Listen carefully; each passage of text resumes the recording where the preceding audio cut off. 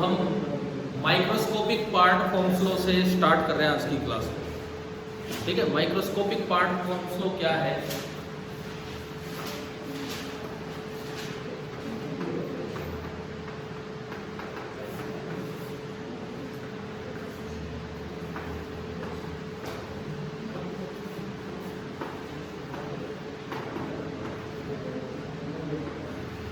Microscopic form of Ohm's law.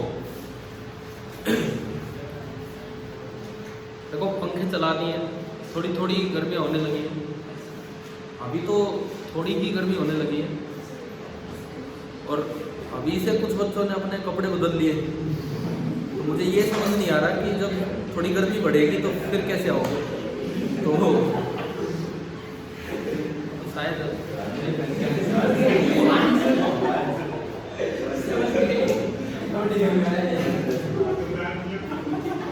अरे रुको, आराम से, इधर देखो।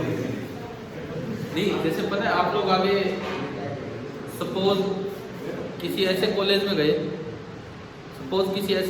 जहाँ हॉस्टल में रहना हो आप, वहाँ भाई आप ही बोल दो, आ जाओ एक बार या मैं बोल देता हूँ। आप ऐसे कॉलेज में गए जहाँ हॉस्टल में रहना होगा, तो वहाँ पे इवन मैथ्स में भी अलाउड नहीं होता है ऐसे। आप ऐसे आए तो आपको वापस भेज दिया जाता है। ठीक है, ये ओनली घर घर पे अलाउड रहता है। मतलब किसी ऑफिस में भी अलाउड नहीं है। आप नगर पालिका कनीना के ऑफिस में चले जाओ, ऐसे बाद में सुनेंगे, पहले आपको भगा देंगे वहाँ से, इस तरह का। चलो कोई नहीं, गर्मी तो है थोड़ी बहुत। सुनो, microscopic form of Ohm's law क्या है? एक टर्म होती है करंट डेंसिटी। सिंपल भाषा में अगर हम कहें तो that is current per unit area, है ना। एक टर्म होती है करंट डेंसिटी और वो एक वेक्टर क्वांटिटी है। Simply it is written as current per unit area. लेकिन प्रॉपर्ली करंट इससे कैसे रिलेट होता है? I is equal to integral J dot ds। ये होता है करंट और I में रिलेशन। और अगर आपने एरिया बिल्कुल ही नॉर्मल ले रखा है, बिल्कुल ही वायर के परपेंडिकुलर ले रखा है, तो करंट डेंसिटी निकल के आती है करंट पर यूनिट एरिया। हम पहुंच रहे हैं वही microscopic form of Ohm's law तक पहुंच रहे हैं, क्या है क्या नहीं। तो ये दरअसल I का रिलेशन होता है। आप एरिया कैसे भी ले सकते हो। इन केस अगर आपने एरिया बिल्कुल सीधा माना है, देखिए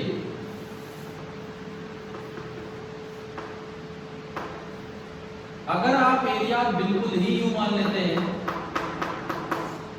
जिस डायरेक्शन में करंट जा रहा है उसी डायरेक्शन में आपने एरिया मान लिया, तो उस केस में क्या होता है कि J और DS, उस केस में J और DS दोनों की डायरेक्शन सेम हो जाती है। DS भी आगे और करंट डेंसिटी की डायरेक्शन वही होती है जो करंट की डायरेक्शन होती है, J भी आगे। तो J और DS के बीच का एंगल कितना है? 0 डिग्री। तो अगर आप J डॉट ds यहाँ अप्लाई करें इसमें, तो I आया integral J into ds into cos 0। cos 0 is 1। I is integral J into ds। अगर मैं कहूं कि करंट उस पूरे क्रॉस सेक्शन पे यूनिफॉर्मली बटा हुआ है, कोई स्किन इफेक्ट नहीं है। स्किन इफेक्ट मतलब कई बार क्या होता है, करंट इस तरह से बटा होता है कि बाहर करंट ज्यादा होता है और अंदर करंट कम, उसे बोल देते हैं स्किन इफेक्ट। कोई स्किन इफेक्ट नहीं है और पूरे क्रॉस सेक्शन पे यूनिफॉर्मली करंट बटा हुआ है, तो जो J होगा वो हर जगह सेम होगा पूरे एरिया पे इस पे। ठीक है, तो अब J को इंटीग्रेशन से बाहर निकाल सकते हो अगर नहीं यूनिफॉर्म है, और इंटीग्रल ds क्या हो जाएगा? S, और यहाँ से J निकल के आता है करंट अपॉन एरिया। बच्चे तो अक्सर यही डेफिनेशन याद करके चले जाते हैं कि करंट डेंसिटी होती है करंट अपॉन एरिया, लेकिन सही रिलेशन ये है। ये आप एरिया टेढ़ा भी बना सकते हो, लेकिन करंट डेंसिटी की डायरेक्शन वो रहेगी जो करंट की डायरेक्शन है। ठीक है, एरिया आप कैसे भी बना सकते हो, करंट डेंसिटी की डायरेक्शन इस तरह से रहेगी। क्लियर है ये चीज? चलो मैं आगे बढ़ूं। अभी ओम्स लॉ आया नहीं हमारे पास माइक्रोस्कोपिक फॉर्म। ये हमने एक टर्म डिफाइन की करंट डेंसिटी। चलो उस पे जाने से पहले मैं एक सवाल ही आपसे पूछ लेता हूँ। सपोज स्किन इफेक्ट है, मान लो स्किन इफेक्ट है और आपको बताना है कि करंट बताना होगा। देखिए ये कोई वायर है, इस पूरे का रेडियस r है, कैपिटल R। आदित्य क्या परसेंटाइल रही स्कोर? 81। ये थोड़ा कम ही है, ज्यादा ही कम। कितना का स्कोर कितना हो रहा था आपका लगभग? मतलब मार्क्स कितने बने थे लगभग? कहीं तो जोड़े होंगे, चलो कोई नहीं, चलिए कोई बात नहीं। देखो मैं इसलिए कह रहा हूँ कि 2 साल अगर आप किसी जगह इसलिए पढ़ रहे हो कि आप कोचिंग ले रहे हो, फिर 81 एक काफ़ी कम स्कोर है। तो क्योंकि अभी IIT ने मौके दे रखे हैं, अभी तो 3 मौके और पड़े, कोशिश करो कम से कम पिछले पेपर ही ढंग से करके चले जाओ जो आ रहे हैं सारे खाली। देखिए ये आपका रेडियस ऑफ क्रॉस सेक्शन है R, और इसमें इस वायर में कुछ स्किन इफेक्ट है। स्किन इफेक्ट कैसा है कि आप किसी भी R डिस्टेंस दूर गए रेडिली, तो जो करंट डेंसिटी है, करंट डेंसिटी R डिस्टेंस पे उधर रखिए सम K times R। Current density क्या पूरे क्रॉस सेक्शन पे यूनिफॉर्म है या बाहर जाने पे बढ़ रही है? ना, कहां यूनिफॉर्म? जैसे जैसे R बढ़ेगा, क्यों नहीं बढ़ेगा? इस जगह R कम है, इस जगह R ज्यादा है, इस जगह R मैक्सिमम है। समझ गए? इस पूरी वायर में देखो, सॉलिड वायर है, पूरी वायर में करंट जा रहा है, पूरी वायर में करंट जा रहा है, और एक्सियल लाइन से R रेडियल डिस्टेंस पे जो करंट डेंसिटी है that is some constant times R। It means अगर R बढ़ेगा तो J भी बढ़ रहा है। तो क्या ये यूनिफॉर्म करंट डिस्ट्रीब्यूशन है कि नॉन यूनिफॉर्म? Non uniform. ठीक है, आपसे पूछ ले इस सवाल में कि find current through any cross section, किसी एक क्रॉस सेक्शन से क्या करंट होगा, ये कैसे बताएंगे? ये कैसे बताएं? अब ऐसे तो करंट करंट एरिया लेके इसको बैठे रहो, कुछ होगा ही नहीं। आप इस पे जाओ, अगर कुछ नहीं बोला है तो क्रॉस सेक्शन हमेशा कैसे लेना होगा? नॉर्मल। समझ गए? टेढ़ा मेढ़ा नहीं लेना। टेढ़ा मेढ़ा हो गया तो फिर और फालतू की कॉम्प्लिकेशंस बढ़ेंगे, पोस्ट-इट आ जाएगा। अभी हमें सीधा चलना है। तो हमने क्या किया, अगर मैं इसको सोल्व करना चाहूँ तो मैं किसी भी R डिस्टेंस दूर गया, मैं यहां से किसी भी R डिस्टेंस दूर गया और मैंने एक क्रॉस सेक्शन का एक पार्ट बनाया, लेकिन वो पार्ट कब बनेगा जब आप थोड़ा और आगे जाओ। कितना? dr। ये मैंने इसमें ना ये क्रॉस सेक्शन का एक पार्ट बना दिया। मैं थोड़ा बड़ा बनाता हूं डायग्राम को बिठा के ताकि आप समझे ये चीज। देखो क्या है ये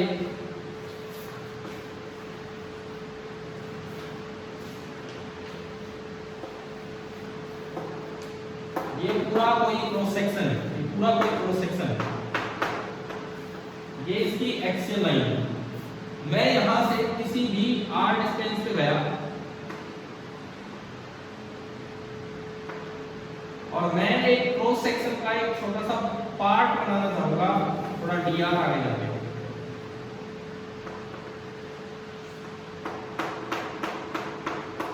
इस क्रॉस सेक्शन का, अच्छा किस क्रॉस सेक्शन का वो भी दिखा देता हूं। ये कोई एक यहाँ, ये मैं पिंक कलर में दिखा रहा हूं, ये वाला क्रॉस सेक्शन है।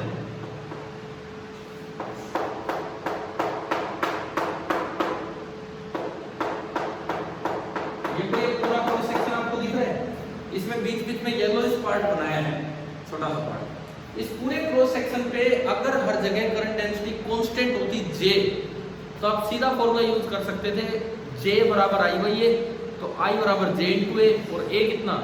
पाई r², कैपिटल R²। आंसर ये आ जाएगा। J वेरिएबल है।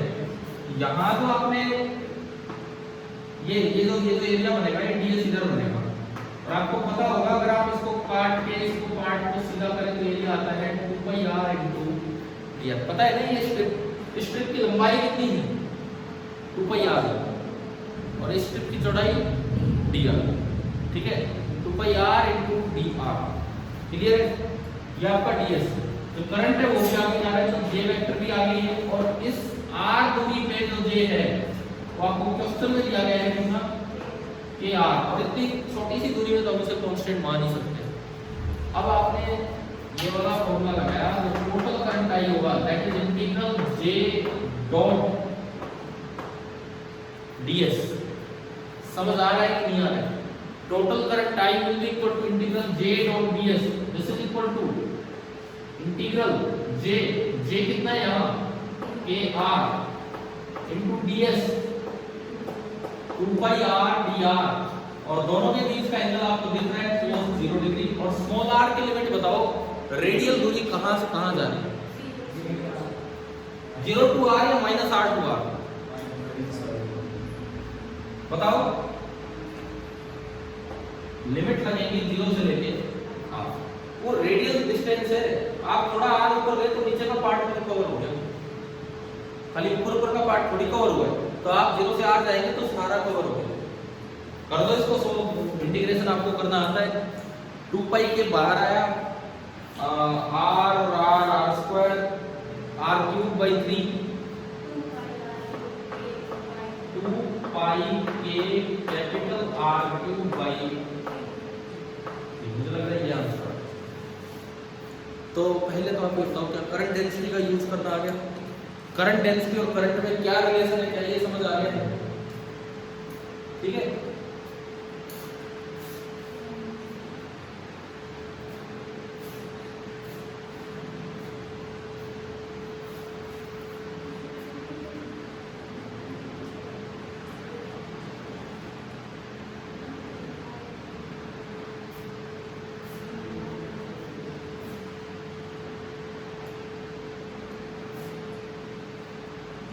अभी हम पहुंचेंगे यहाँ microscopic form of form slope है। तो शुरुआत की है, जे देख रहे हैं क्या है क्या नहीं।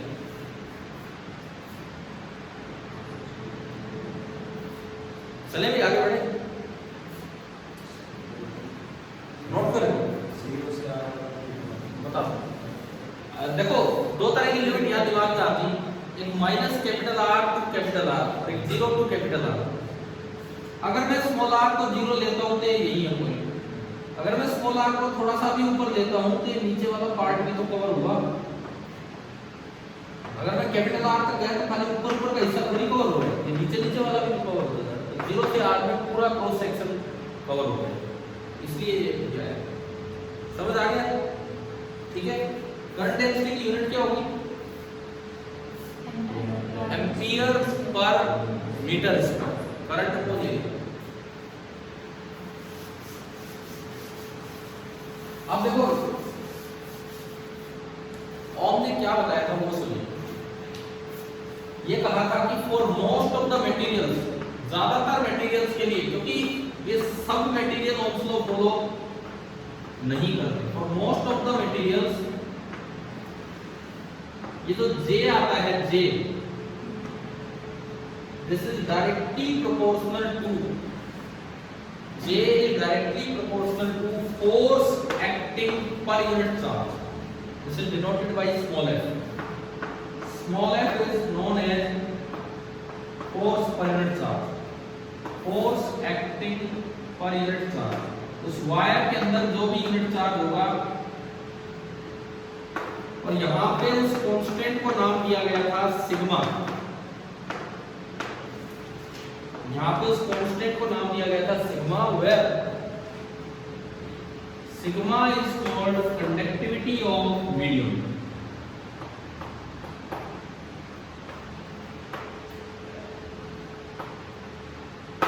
where sigma is called the conductivity of the medium। अब ये स्मॉल f कैसे निकालें? जब मेटल के अंदर कोई इलेक्ट्रॉन चलेगा तो उसको कोई मैकेनिकल फोर्स तो लगेगा नहीं, केवल और केवल इलेक्ट्रोमैग्नेटिक फोर्स लग रहा होगा, है ना? तो जो फोर्स उस चार्ज पे लगना है, इलेक्ट्रोमैग्नेटिक फोर्स हम जानते हैं या तो Q into E होगा या Q into E cross E। याद है तो आपको ये मैग्नेटिक की इलेक्ट्रिक, हमें चाहिए small f। Small f is force per unit charge. कितना आया? E plus V cross B। Current कौन सी वेलोसिटी बनाती है, थर्मल वेलोसिटी या drift velocity? Drift velocity. Thermal वाले की वजह से कुछ नहीं होता, कभी इधर तो सारे फोर्सेस कैंसिल आउट हो जाते हैं। अच्छा, ये तो ड्रिफ्ट स्पीड होती है, ड्रिफ्ट स्पीड ये बहुत ही कम होती है, हमने पढ़ा था कब किस रेंज में जाती है, मिलीमीटर पर सेकंड। तो अगर वहां मैग्नेटिक फील्ड है भी तो भी ये इग्नोर करने लायक है। This thing tends to zero because of very small speed, because of very small speed this thing tends to zero. तो आप F को क्या लिख सकते हैं, फोर्स पर चार्ज ओनली क्या लिख सकते हैं, E इलेक्ट्रिक फील्ड, और उसको उसमें यूज किया तो ये आपका आया J is equal to sigma into E and this is known as a microscopic form of Ohm's law. This is known as a microscopic form of Ohm's law. पढ़ा तो होगा ना J equal to sigma E पहले, किस तरह से दिया था उन्होंने वो मैंने आपको समझाया क्या था। इवन इसमें मैग्नेटिक फोर्स का भी यूज कर दिया, ठीक है।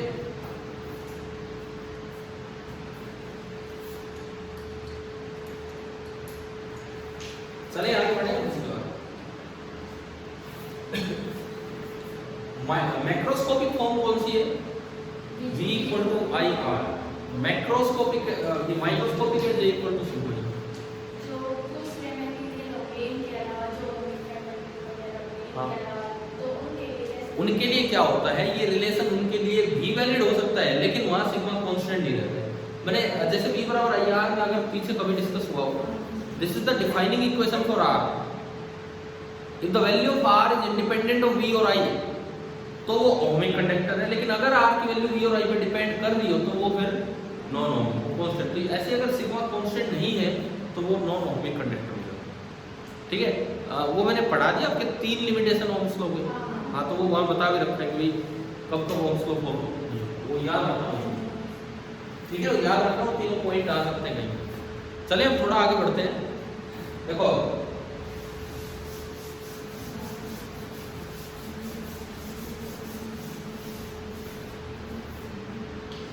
सपोज इस तरह से सवाल आ जाए, ये कोई अंदर कोई मेटल है और इस पे चार्ज दे रखे हैं Q और एक मेटल बाहर है, इस पे चार्ज दे रखा है -2। इस मटेरियल की ये बीच में जो मीडियम है, ये जो बीच में मीडियम है, मैं कहता हूं कि ये इनर सेल का रेडियस है A और आउटर सेल का रेडियस है B, ये आपको दिया गया, ठीक है। और हमें इस मीडियम की कंडक्टिविटी दे दी सिग्मा, हमें इस मीडियम की कंडक्टिविटी दे दी सिग्मा। इन चार्जेस को मेंटेन करके रखा गया है, यहाँ क्यों को मेंटेन कर रखा और यहाँ -2 को। अच्छा, ये मीडियम कंडक्टिंग ही है तो क्या अपने आप चार्ज इधर से उधर नहीं जाएगा? हमने पीछे भी पढ़ा था शायद कि complete charge can be transferred अगर बीच में कंडक्टिंग मीडियम है, लेकिन इनको मेंटेन कर रखा, एक बैटरी लगा रखी है जो लगातार चार्ज दे रही है, तो क्या करंट मेंटेन हो गया कि नहीं? आपको बताना है कि find resistance of the medium, इस मीडियम की रेजिस्टेंस क्या होगी?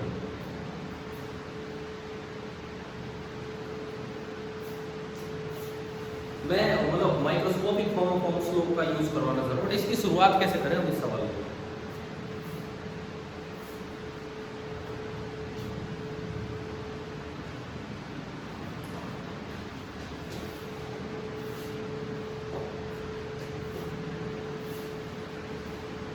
कीजिए, आप ट्राई कीजिए एक बार।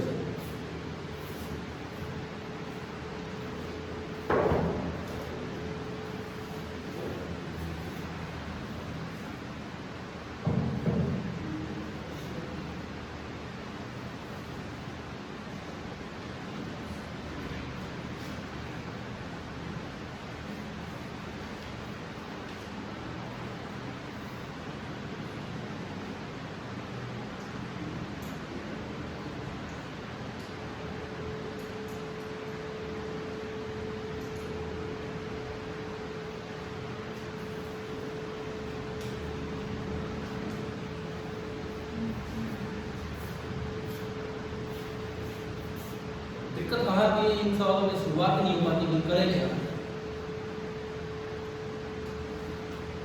देखो सुनो microscopic form of Ohm's law का यूज कैसे हम कर सकते हैं, पहले एक बार हम वो समझें। कुछ बताओ, कुछ शुरुआत हो पा रही है क्या? तो इधर देखिए, मैं माइक्रोस्कोपिक फॉर्म का यूज करके बता रहा हूँ, और भी तरीके हैं। सबसे पहली बात आप लिख लो, माइक्रो मैक्रो दोनों का मैं यूज करवा रहा हूं भाई। रेजिस्टेंस बाय डेफिनेशन जब आर इक्वल्स किया तो आर क्या होता है? V by I. V लिखना बड़ा आसान है, अगर मैं इस पॉइंट को 1 बोलूं, इस पॉइंट को 2, तो V का मतलब है V1 माइनस V2। और ये चीजें कभी इलेक्ट्रोस्टैटिक्स में हमने लिखनी सीखी है। V@1 यहाँ का पोटेंशियल सबकी वजह से, तो V@1 इस Q के लिए 0.1 तो सरफेस पे है, तो कितना होगा? K क्या होगा? अब ये K है 1/4 कुछ नहीं। और माइनस Q वाले के लिए यहाँ का पोटेंशियल कितना होगा? Minus Q, K into minus Q upon B या A? B, क्योंकि अंदर है तो डिस्टेंस फ्रॉम सेंटर नहीं बल्कि रेडियस से डिवाइड कर दो। तो माइनस Q रखोगे तो K Q बाई B, ये तो आपका बना V1, ये तो V1 बना।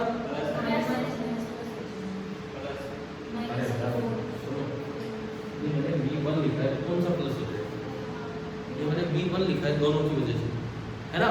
अब V2 लिखो दोनों की वजह से, इसके लिए बाहर है तो सारा चार्ज समेट के सेंटर पे रख दे, और दूरी from the centre, distance from the centre B कितना होगा? KQ अपॉन B, और दूसरे के लिए सरफेस पे तो K into minus Q upon B, तो वो भी बनेगा माइनस KQ अपॉन B। अब ये टर्म इससे कैंसिल हो रही है, ये टर्म कैंसिल हो रही है, माइनस माइनस प्लस हो गया, और अल्टीमेटली हो जाएगा Q कॉमन, K भी कॉमन जो है 1/4 पाई एप्सिलॉन नॉट, और अंदर क्या बचेगा? 1/a minus 1/b। अगर आप एलसीएम लिए AB और ये क्या बचा? B minus a।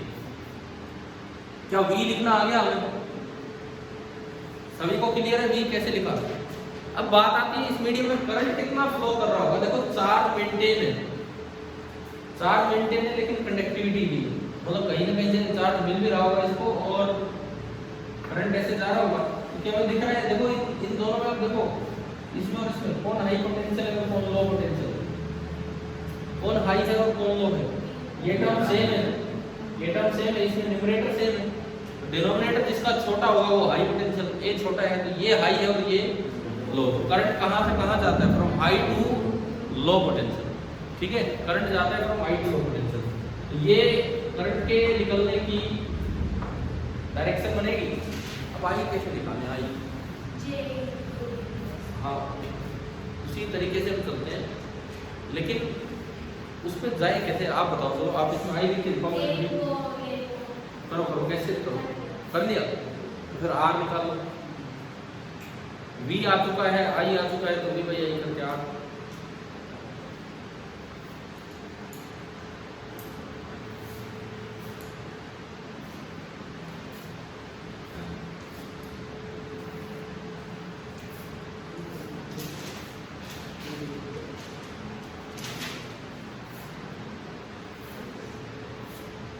देखो मैंने कल पिछले लेक्चर में एक जिक्र किया था कि हम गॉस लॉ से इस ओम्स लॉ को रिलेट कर रहे होंगे, नाम लिया था कल, जिक्र किया होगा। देखो आप क्या करो, आई निकालने का तरीका देखो, आप एक क्लोज सरफेस बना लो, इसको घेरते हुए आप एक क्लोज सरफेस बना लो, और ये मेरी गॉसियन सरफेस है, गॉसियन सरफेस, और कुछ नहीं है, गॉसियन सरफेस है, ठीक है। अगर मैं गॉस लॉ का यूज करूं तो फ्लक्स क्या होता है? Integral E dot ds that will be equal to क्या होगा? कौन multiplying both sides by sigma. ये तो भाई गॉस लॉ आया, ये तो भाई Gauss law, multiplying both the sides by sigma. तो अगर आप सिग्मा से मल्टीप्लाई करें तो क्या बनेगा, यहां तो सिग्मा कांस्टेंट अंदर भी लगा सकते हैं, integral sigma into E dot ds that is equal to sigma q upon epsilon. Sigma into E क्या होता है भाई, माइक्रोस्कोपिक फॉर्म j, ये बन गया integral j dot ds that is equal to sigma q upon epsilon. ये बताओ ये क्या होता था, i होता था कि i था इंटीग्रल j डॉट ds, यानी कि i की वैल्यू आपकी कितनी आ गई, तो माइक्रोस्कोपिक फॉर्म गॉस लॉ के साथ मिलके ऐसे हमें करंट निकालने में हेल्प कर रही है। ये आपका आया था इक्वेशन नंबर 1b और ये आपका आ गया i। अब अल्टीमेटली लास्ट में r दिखाना, क्या होता है r, बाई डेफिनेशन r होता है v बाई i। क्या आपने i सही लिखा होता है, नहीं कोई नहीं। अब r निकालो यहां से, और क्या मीडियम का r इस चार द्वारा पर डिपेंड करेगा, करना भी नहीं चाहिए, वो तो एक मीडियम की प्रॉपर्टी है, मीडियम पे ही डिपेंड करता है।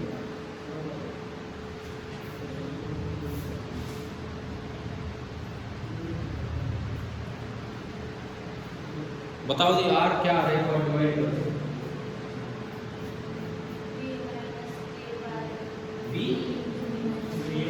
b माइनस a, ठीक है। अगर आप यहां से इक्वेशन 1 से इक्वेशन नंबर 2 को डिवाइड करते हैं तो LHS में बनेगा v by i that is r, LHS में r बना, और राइट हैंड साइड में v by i करोगे तो q by epsilon नॉट से q by epsilon not cancel हो गया, उसमें 4 by नीचे गया है v by i, हाँ ठीक है, तो वही देख लो, उसमें ऊपर बना v minus a upon 4 pi ab epsilon cut गया, सिग्मा नीचे आएगा ऊपर आएगा, और इनटू सिग्मा। एक बार बताओ क्या ये रेजिस्टेंस माइक्रोस्कोपिक फॉर्म का यूज करके निकालना आ गया है, लेकिन उसमें गॉस लॉ का भी एक बड़ा अच्छा सा यूज था। क्लियर हो गया ये चीज, ठीक है। क्या मैं इसको किसी नॉर्मल फॉर्म में विजुअलाइज कर पा रहा हूँ कि ये फॉर्मूला याद हो जाएगा,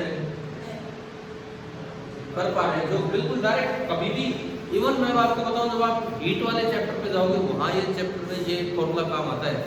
ऐसे होंगे अंदर हाई टेम्परेचर की बॉल है, बाहर लोअर टेम्परेचर, तो करंट पूछा होता है, रेजिस्टेंस की जरूरत होती है, डायरेक्ट ये सेम फॉर्मूला, यहाँ जो इलेक्ट्रिकल कंडक्टिविटी है उसकी जगह वहाँ थर्मल कंडक्टिविटी आ जाती है, केस रिप्रेजेंट, बाकी सेम फॉर्मूला। लेकिन हम इसे अपना जो नॉर्मल फॉर्म होता था r is equal to rho L upon A, उसकी तरह बना इसे कैसे देखेंगे, सुनिए। r is equal to 1 by sigma, आप सभी जानते होंगे 1 अपॉन कंडक्टिविटी क्या होता है, l मतलब कितनी लेंथ में करंट चल के गया है, कितनी लेंथ है, चाहे इधर देखो चाहे इधर देखो, कहीं भी लेंथ कितनी है, b माइनस a, और एरिया स्फीयर का हुआ करता है 4 पाई r स्क्वायर। मैंने आपको कभी पहले भी बताया है, जैसे कोन, ट्रंकेटेड कोन टाइप जब चीजें आती हैं, टेपर्ड वायर का जिक्र हुआ था है, तो उसमें मैंने कहा था ऐसा फॉर्मूला निकल जाता है I equal to rho L upon pi A B. हाँ, पाई आर स्क्वायर का पाई ए बी बना था। एक स्फीयर का एरिया होता है 4 पाई आर स्क्वायर, अगर 2 रेडियस है तो आर स्क्वायर की जगह ए बी आ जाएगा, तो क्या वही फॉर्म दिख रही है कि नहीं? समझ आया कि नहीं? याद करने के लिए, याद करने के हिसाब से मैं आपको बता रहा हूँ, rho into L upon 4 pi A B, ये आपका है।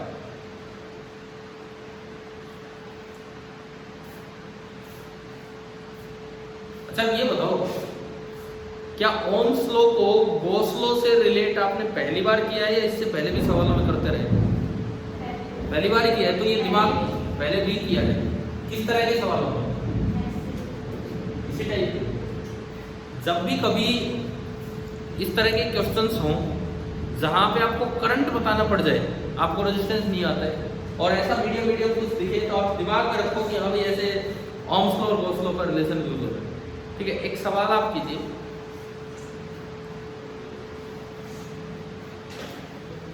एक क्वेश्चन मैं बोलता हूँ, आप लिखिए। Spherical shell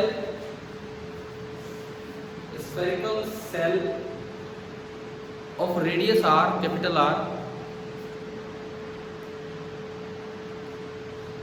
is surrounded by a conducting medium. It's surrounded by a conducting medium of conductivity sigma up to infinity. Find the resistance of the medium.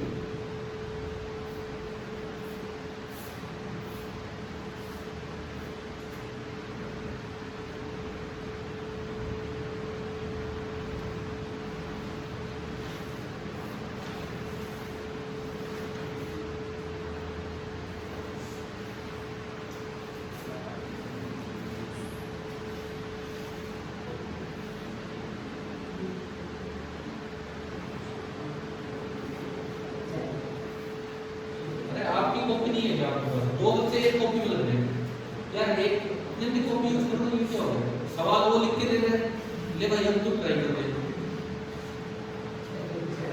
हाँ भाई इनको सवाल लिख के देने के लिए आते हैं, तो ये क्या करवा रहे हो आप? खुद ही ट्राई कर रहे हो।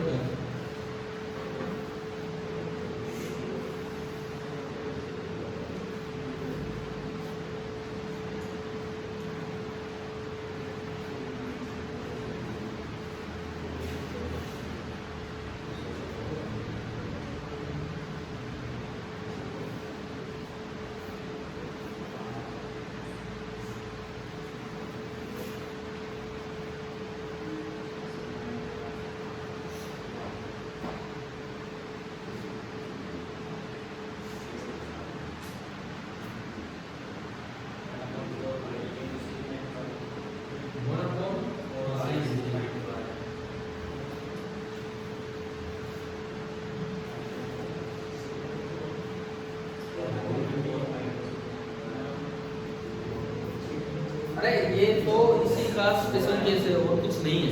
आप ये देखो ना, केवल इसी का स्पेशल केस है। अगर आप b को इनफाइनाइट कर दे और a को r कर दे तो ये सवाल बन गया। ठीक है, तो आपका जो फॉर्मूला है इस तरह रखने में तो पता नहीं लगेगा, क्योंकि b इसमें ऊपर भी है नीचे भी है। इन्फिनिटी अपॉन इन्फिनिटी तो समझ नहीं आएगा। आप ab से अलग अलग डिवाइड कर दो। अगर आप इसको ab से अलग अलग डिवाइड करते हो तो ये क्या बनता है? 1 by sigma 4 pi b upon ab, 1 by a minus 1 by b, और b tends to infinity तो 1 by b tends to 0। तो आंसर आ गया 1 upon sigma 4 by r। एक वैल्यू क्या दे रखी है आपको? r दे रखी है। ठीक है,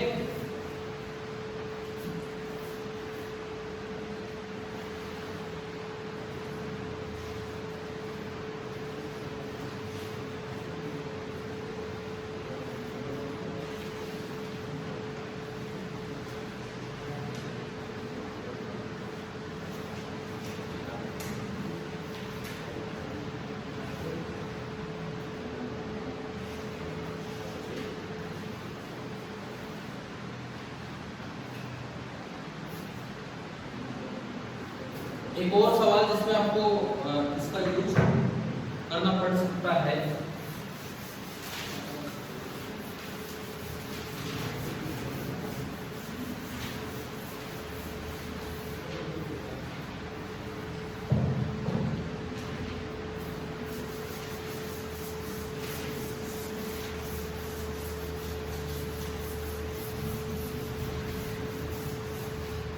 देखिए, मान लो आपको कोई मीडियम दे दिया, सपोज कोई भी मीडियम दे दिया और इसकी अच्छा कंडक्टिविटी ही नहीं वो रेजिस्टिविटी भी देते हैं, तो वो तो एक दूसरे का रेसिप्रोकल और कुछ नहीं। सपोज इस मीडियम की कंडक्टिविटी आपको दी है कितनी? सिग्मा, और इसके अंदर दो मेटल के स्फीयर्स हैं। इसके अंदर दो मेटल के स्फीयर्स हैं, एक पे चार्ज क्यों मेंटेन कर रखा और एक पे माइनस में। ठीक है, क्यू माइनस में क्या कैपेसिटर बन गया? बन गया ना, दो मेटल है, दो कंडक्टर आमने सामने, बीच में डाइलेक्ट्रिक मीडियम में कोई भी, ठीक है, तो स्लाइटली कंडक्टिंग है, वीकली कंडक्टिंग है, बन गया एक इस तरह से। आपसे पूछा जाए कि find the value of R into C, इस मीडियम का रेजिस्टेंस और इस मीडियम का कैपेसिटेंस, उनका प्रोडक्ट। बोलो मत यार, अपना अपना काम करो।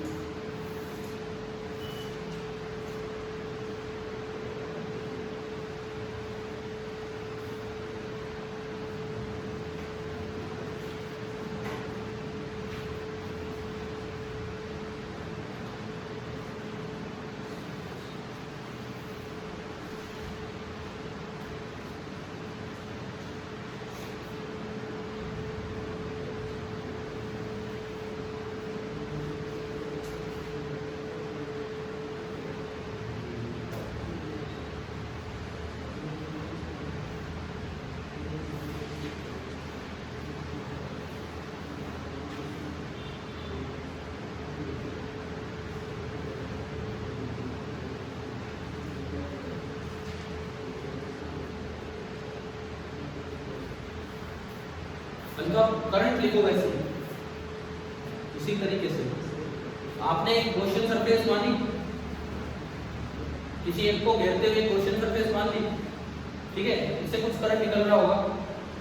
अगर मैं उसमें से फ्लक्स लिखूं, भाई गॉस लॉ ऑफ फ्लक्स क्या होगा, integral E dot ds that is equal to क्या होगा, एप्सिलॉन नॉट। क्या किया था उसके बाद हमने दोनों साइड सिग्मा से मल्टीप्लाई किया, तो ये बना इंटीग्रल सिग्मा इनटू E। हाँ कैसे है, एरिया इक्वल अपॉन डिस्टेंस, और जो आपने रेजिस्टेंस फॉर्मूला बताया उसमें 1/4 पाई इनटू सिग्मा, ऊपर डिस्टेंस रहता है अपॉन में एरिया। कौन सा एरिया, कौन सा एरिया, इसमें कौन सा एरिया की आप बात कर रहे हैं? 4 पाई। ये तो उस तरह का तो अरेंजमेंट ही नहीं, आप डायमेंशनल तरीके से जा रहे हो। मैं आपको बताऊं ना, आप डायमेंशनल वे में जा रहे हो कि भाई ये होगा। अब आंसर में कोई हाफ का फैक्टर है, 2 का फैक्टर है, तो वो आपका नहीं होगा, ठीक है। देख लो, इधर सुनो, इधर सुनो, ये डायमेंशनली सही है जिस तरीके से बता रहे हैं, लेकिन उसमें हाफ या 2 को इस तरह का फैक्टर है तो उसको मिस कर देंगे। देखते हैं इधर, आपने उसी तरह क्वेश्चन सरफेस बनाई, सेम फ्लक्स लिखा, इंटीग्रल E डॉट ds बराबर क्या होगा, कौन एप्सिलॉन, दोनों साइड सिग्मा से मल्टीप्लाई किया, सिग्मा q अपॉन एप्सिलॉन, और ये क्या होता है, j होता है, और integral j dot ds i, ये आपका सीधा ही i बना, और i आपका आ गया sigma into q upon epsilon, ठीक है। अब v कैसे लिखें, अगर कैपेसिटेंस c है, अगर कैपेसिटेंस c है तो q is equal to cv formula होता है। अगर दोनों पे q और माइनस q चार्ज है तो q इक्वल टू cv से v कितना आ गया। वैसे भी हम कैपेसिटर में वोल्टेज लिखते थे q बाई c लिखते थे ना, तो अगर यहाँ पे कैपेसिटेंस की टर्म्स में चले तो v आपका होगा q बाई c। क्लियर, मुझे रेजिस्टेंस चाहिए, r क्या होता था,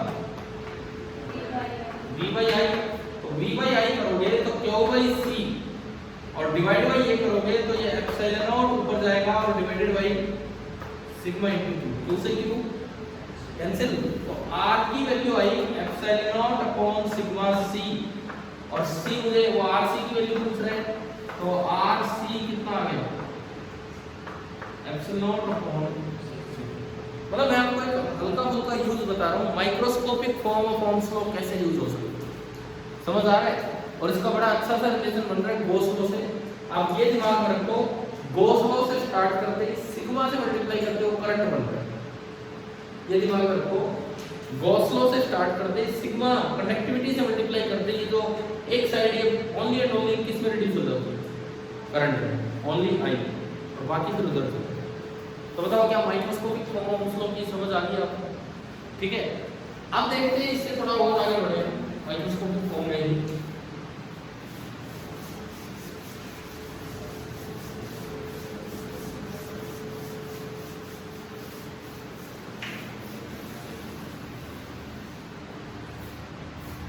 अब आता है कि हमारे इनके ये जो ड्रिफ्ट स्पीड है और सिग्मा है, रो है, इनके रिलेशंस क्या होते हैं। तो सबसे पहले हम बात करें कुछ दो चार बातों की, जैसे एक तो थर्मल स्पीड, एक ड्रिफ्ट स्पीड, एक रिलैक्सेशन मीन फ्री पाथ और एक रिलैक्सेशन टाइम। थर्मल स्पीड तो बहुत ज्यादा होती है, जो आपके फ्री इलेक्ट्रॉन्स होते हैं उनकी तो नियरली कहां तक पहुंच जाती है, 6 × 10⁷ भी जा सकती है। ये तो किसकी होती है, फ्री इलेक्ट्रॉन्स की। और जो फिक्स्ड आयंस होते हैं वो भी बहुत तेजी से वाइब्रेट करते रहते हैं, उनकी भी थर्मल स्पीड लगभग 10⁻² तक चली जाती है, वो भी काफी तेजी से वाइब्रेट करते हैं ड्यू टू टेम्परेचर। ये जो ड्रिफ्ट स्पीड है ये नियरली 10⁻⁴ मीटर पर सेकंड या 0.1 मिलीमीटर पर सेकंड की रेंज में चली जाती है। ठीक है, इन पे हम ये आएंगे। सबसे पहले मैं आपको ड्रिफ्ट स्पीड के रिलेशन, देखो ये एक कोई कंडक्टर है,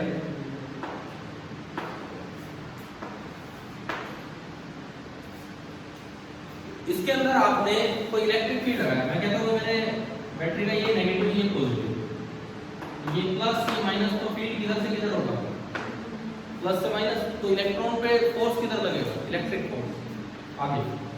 तो जो भी इलेक्ट्रॉन है उस पे इस डायरेक्शन में एक फोर्स लगा। अब यहां से यहां तक जो फ्री पाथ है, मीन फ्री पाथ, मैं उसको रिप्रेजेंट करता हूं किससे, लैम्डा से। या लैम्डा छोड़ो, मैं फर्स्ट पाथ बोल रहा हूं, लैम्डा बोल, लैम्डा तो एवरेज वैल्यू है। t बराबर 0 पे टक्कर के बाद ये इलेक्ट्रॉन स्टार्ट हुआ था और ये अगली टक्कर से जस्ट पहले यहां t1 टाइम पे, t1 टाइम, ठीक है। इस दौरान जो इसकी एक्सेलरेशन रही होगी आगे की तरफ, इस दौरान जो इसकी एक्सेलरेशन रही होगी आगे की तरफ होगी e तो फोर्स और डिवाइडेड बाय मास। ये कांस्टेंट एक्सेलरेशन है। तो जो इसने स्पीड गेन की होगी यहां से लेके यहां तक, कितनी की होगी, v = u + at। टक्कर के जस्ट बाद स्पीड 0 होती है, दोबारा से शुरुआत होती है, तो u0 ड्रिफ्ट स्पीड 0 थी। तो यानी इस टक्कर से जस्ट पहले जो ये स्पीड थी मैं उसे v1 अगर बोलूं तो a × t e/m और * e1।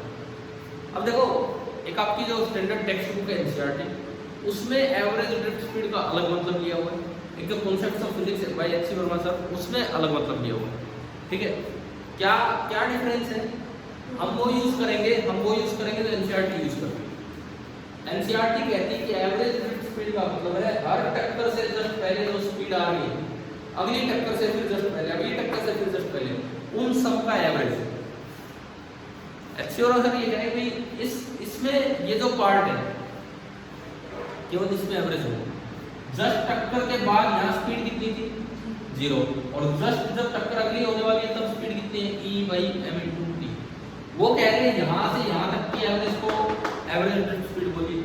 और एनसीईआरटी को कहती है कि जो जस्ट टक्कर हो रही है, अगली टक्कर फिर होगी, अगली टक्कर फिर होगी, उन मैक्सिमम स्पीड्स की एवरेज लें। ठीक है, तो अगर हम एनसीईआरटी के तरीके से चले तो एवरेज ड्रिफ्ट स्पीड होती है, एक टक्कर के बाद उसने स्पीड गेन की e/m × t1, फिर ऐसे ही फिर दोबारा से शुरुआत होगी, अगली टक्कर के बाद t2 टाइम के बाद अगली टक्कर होगी, अगला इंटरवल केवल t2 है, तो जो उसने स्पीड गेन की होगी कितनी e/m × t2। ऐसे n टक्कर अगर हो रही है, n कोलिजन्स हुए, तो e/m × tn। e/m आपने कॉमन लिया, सम का सम t1 + t2 + tn, और एवरेज लेना है तो सारी वेलोसिटीज का सम करके डिवाइड बाय n। और दरअसल इन्हीं फ्री टाइम्स के एवरेज को बोलते थे रिलैक्सेशन टाइम। तो इसके अकॉर्डिंग तो ड्रिफ्ट स्पीड का फॉर्मूला आता है e/m × हम अपने बोर्ड एग्जाम या किसी भी एग्जाम में ये फॉर्मूला फॉलो करेंगे। ठीक है, अब जो ऊपर एचसीवी सर है उसमें क्या दिया हुआ है, उसमें क्या दे रखा है, सुनो, उसमें ये दिया हुआ है कि आप छोड़ो कितनी टक्कर है, बस एक की एवरेज निकालो यहाँ से लेके यहाँ तक। यहाँ स्पीड कितनी, 0। यहाँ एक एवरेज स्पीड बोल दो E/m इनटू टो, ये जो आपने अभी निकल के आगे। अब इसका और इसका भी एवरेज निकाल के उसको हो गया average drift speed during the motion. और हम जानते हैं कि अगर एक्सेलरेशन कांस्टेंट रहती है तो एवरेज स्पीड का क्या फॉर्मूला हुआ करता है, u + v/2। पता है कि नहीं पता हमें? अगर पूरे रास्ते एक्सेलरेशन कांस्टेंट रही है इस फ्री पाथ में तो एवरेज स्पीड होती है initial plus final upon 2। Initial तो 0, फाइनल ये लिख लिया अभी, और डिवाइड बाय 2 करोगे तो एक एक्स्ट्रा 2 नीचे आ जाएगा। समझ गए हो?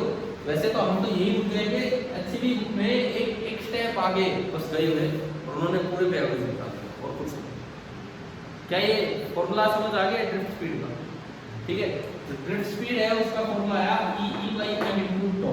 और यहाँ एक चीज दिख रही है, ड्रिफ्ट स्पीड E/m तो कांस्टेंट्स है, तो मटेरियल पे डिपेंड करता है, टेम्परेचर पे डिपेंड करता है।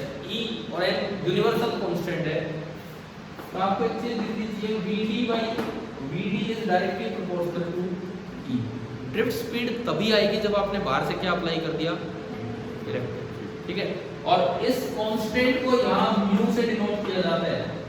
Vd is directly proportional to E and Vd is called mu into E, where mu is known as mobility। तो म्यू का एक्सप्रेशन भी आपके पास आ गया E/m। एक बार एनसीईआरटी बुक खोलो, उसमें शायद मोबिलिटी भी अलग से एक्सप्लेन किया होगा। देखिए एक बार आपके सामने मोबिलिटी भी उसमें एक टॉपिक दिया होगा।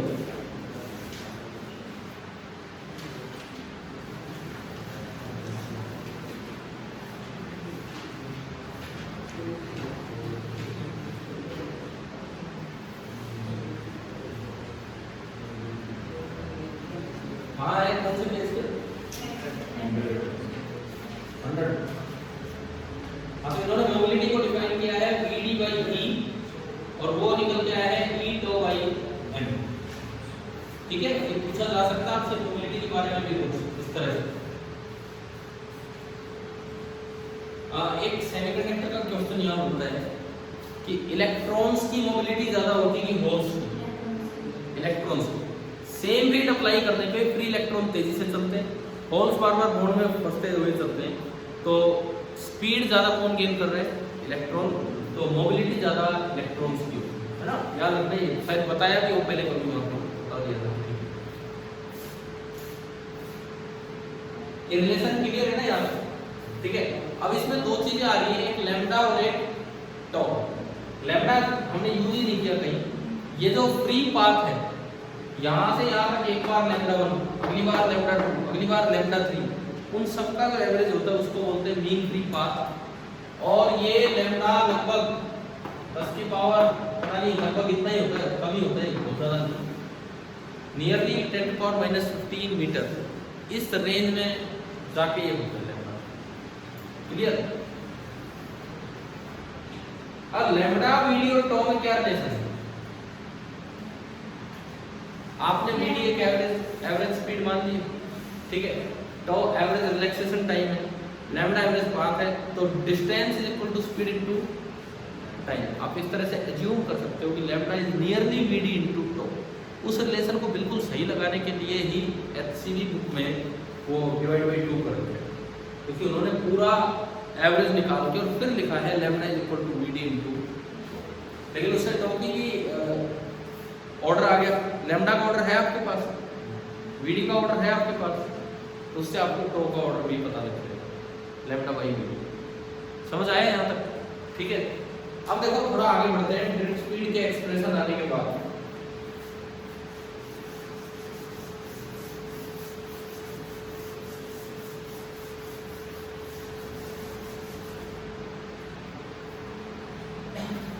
हम ड्रिफ्ट स्पीड का एक्सप्रेशन लास्ट में है E/m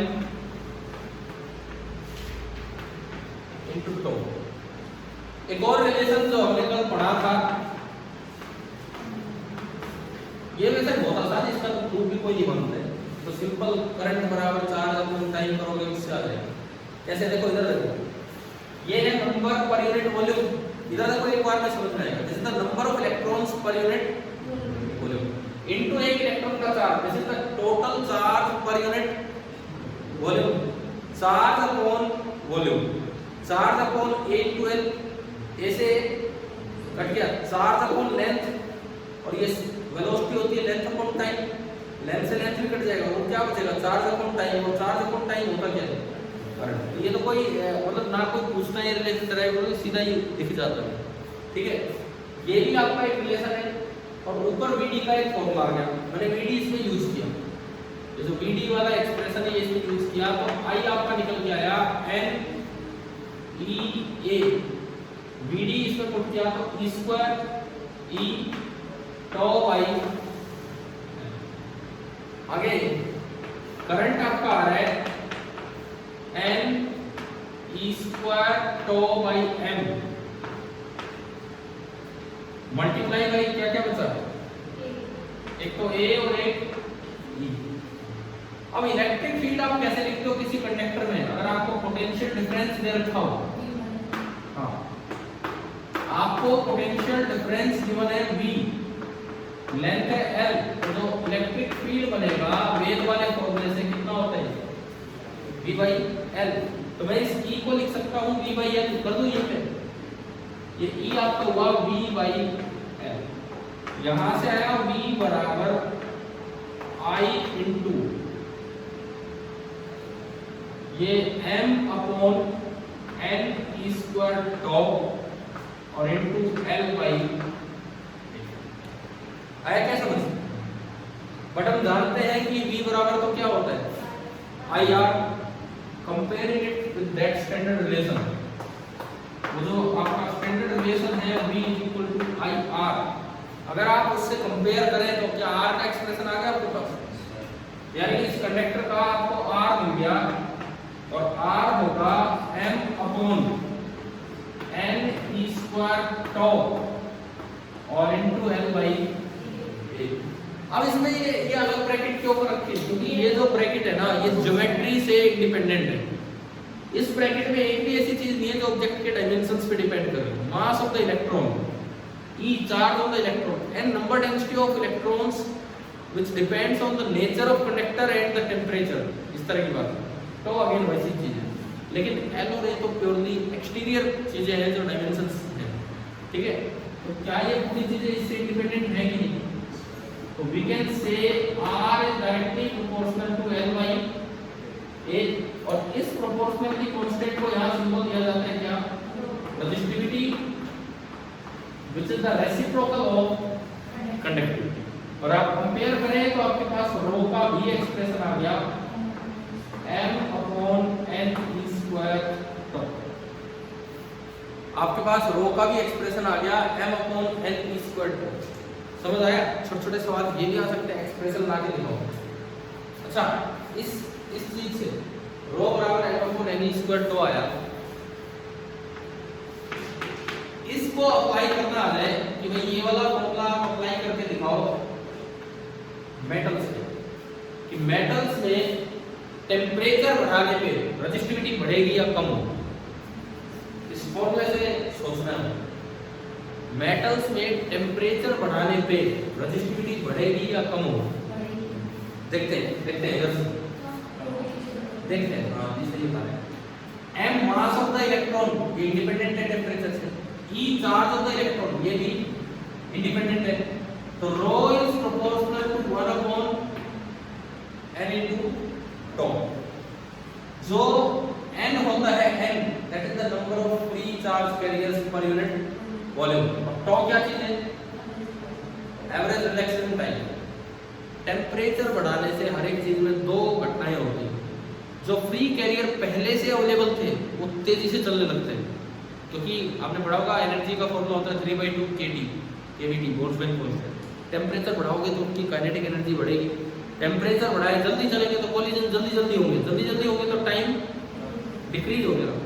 टेम्परेचर बढ़ाने पे दो चीजें होती हैं, टेम्परेचर बढ़ाने पे tau तो डिक्रीज करता है, लेकिन टेम्परेचर बढ़ाने पे कुछ बॉन्ड टूट जाते हैं, कुछ बॉन्ड टूटते हैं तो उससे फ्री कैरियर्स की संख्या ज्यादा हो जाती है, n इंक्रीज। तो ये कैसे हम आइडिया लगाते हैं कि tau into n का क्या होगा, तो उसके लिए हमें कुछ बातें याद रखनी होगी। मेटल्स में ये डोमिनेट होता है, मेटल्स में ये डोमिनेट होता है, टेम्परेचर बढ़ाओगे बॉन्ड इतना नहीं टूटते, पहले से ही बहुत फ्री इलेक्ट्रॉन है, तो मेटल्स में ये डोमिनेट होता है, तो n into τ कम होगा तो रो ज्यादा होगा, यानी कि मेटल्स में टेम्परेचर बढ़ाने पे रेजिस्टिविटी बढ़ती है। सेमीकंडक्टर और इंसुलेटर इन दोनों में उल्टा काम होता है। सेमीकंडक्टर और इंसुलेटर इन दोनों में बॉन्ड ब्रेक होने वाला काम ज्यादा होता है, क्योंकि पहले से इतने कैरियर दिए कि टॉप पे इतना फर्क महसूस हो, ये होता है। n into τ बढ़ेगा तो वो कम होगा, ये बात भी याद रखनी है। और आपके एनसीईआरटी बुक में ना 3 ग्राफ दिए हैं रेजिस्टिविटी के टेम्परेचर के साथ। आपके बोर्ड एग्जाम में बाई नेम आ जाता है कि भाई कॉपर का बनाओ, नाइक्रोम का बनाओ, किसका बनाओ, सेमीकंडक्टर का बनाओ। देखो कौन से पेज पे दिए, 104 पेज नंबर 104 पे देखिए 3 ग्राफ की आपको एग्जैक्टली याद होने चाहिए। पहला ग्राफ किसके लिए दिया है, कॉपर मेटल, उसमें देखो टेम्परेचर बढ़ाने पे बढ़ रहा है कि नहीं, बढ़ रहे नहीं रेजिस्टेंस रेजिस्टिविटी, ठीक है। दूसरा ग्राफ किसके लिए दिया है, नाइक्रोम, एक अलॉय है, नाइक्रोम एक अलॉय है।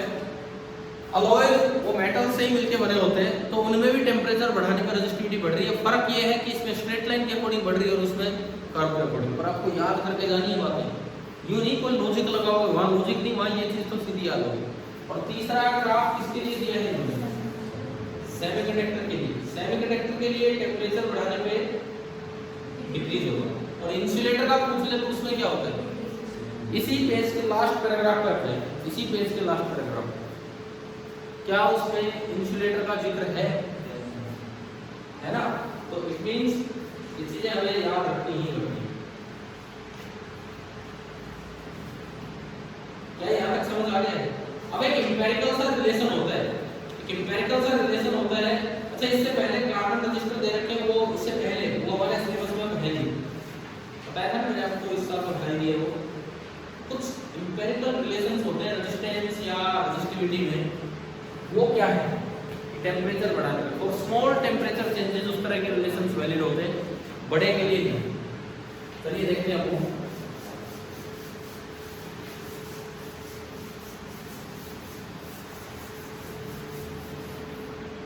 देखो माइक्रोस्कोपिक पार्ट भी उतना ही इंपॉर्टेंट है। बच्चे करते क्या है, अक्सर उस सर्किट सोल्व करना सीख लेंगे, मीटर ब्रिज पोटेंशियोमीटर, ज़्यादा से ज़्यादा पावर, उन्हें लगता है चैप्टर कंप्लीट है। ये माइक्रोस्कोपिक पार्ट पे ही अगर आपके क्वेश्चन आ गए, वो तो फिक्स है, इतनी यूनिट, इतने नंबर की ये यूनिट है। सपोज 2 सवाल देने हो, दोनों माइक्रोस्कोपिक पार्ट पे देते, फिर क्या करेगा, उसको कोई चैलेंज भी नहीं कर सकता भाई क्यों दिया हो, सिलेबस का पार्ट है। इसलिए इसमें मुश्किल नहीं है, लेकिन एक्सप्रेशंस भी तो हमें याद होनी चाहिए। आप ये बताओ, क्या माइक्रोस्कोपिक फॉर्म्स लो बिल्कुल दिमाग में बैठ गई, क्या था, for most of the materials जो करंट डेंसिटी है वो डायरेक्टली प्रोपोर्शनल थी किसके, फोर्स पर यूनिट चार्ज, जो कि बाई चांस ई के ही बराबर आ गया था। और वहाँ कांस्टेंट को यूज किया गया था sigma, J is equal to sigma into E. उसका यूज करंट निकालने के लिए ऐसी जगहों पे जहाँ पे पाथ ही प्रॉपरली डिफाइंड नहीं है, पूरे मीडियम में करंट चल रहा है। कैसे निकाला हमने शुरुआत ही कैसे की, गॉस लॉ से, integral E dot D S is equal to Q in upon epsilon naught. और उसके बाद एक ही स्टेप दिमाग में आना चाहिए, दोनों साइड सिग्मा से मल्टीप्लाई कर दो, करते ही वो तो एक परफेक्ट आई बन जाएगा। और क्लियर है। अब देखिए इसमें एम्पिरिकल रिलेशन वाली बात पे मैं आ रहा हूँ कि जो मेटल्स हैं इनमें हमें पता है रेजिस्टिविटी अगर बढ़ रही है टेम्परेचर बढ़ाने पे तो रेजिस्टेंस भी बढ़ेगा। तो एक एम्पिरिकल सा रिलेशन जो बहुत भी एग्जैक्टली सही नहीं है, थोड़ी सी रेंज के लिए सही होता है, एक नई टर्म डिफाइन कर दी जाती है alpha, temperature coefficient of resistance. Temperature coefficient of resistance is known as